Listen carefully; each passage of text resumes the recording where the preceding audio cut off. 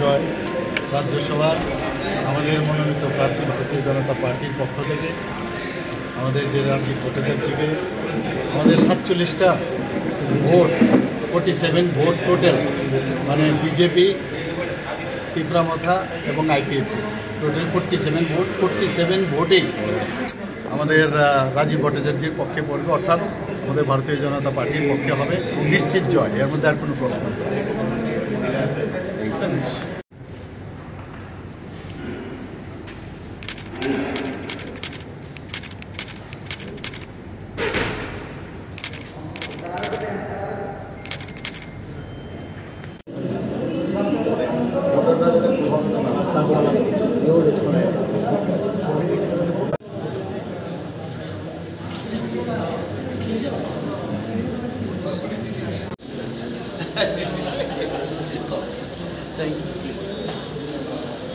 এটা কংগ্রেসের ব্যাপার, কংগ্রেসের রাজনীতি, তাদের সাথে আমাদের তো পলিটিক্যাল অ্যালায়েন্স হয়নি।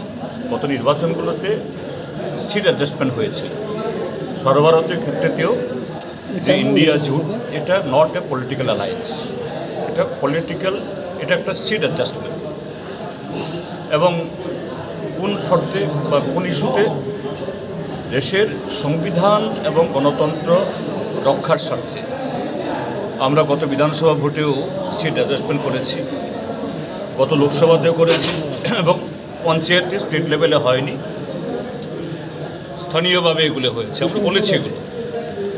এখন কংগ্রেস এই নির্বাচনে তাদের স্ট্যান্ড তারা নিয়েছেন, আমাদের তো বলার কিছু নেই। জনগণের কাছে ভারতীয় জনতা পার্টির মধ্যে তাদের নেতৃত্বে এখনও বলেন দেশে গণতন্ত্র নেই, সংবিধান বাঁচানো হোগা, রাহুল গান্ধী বলে থাকেন।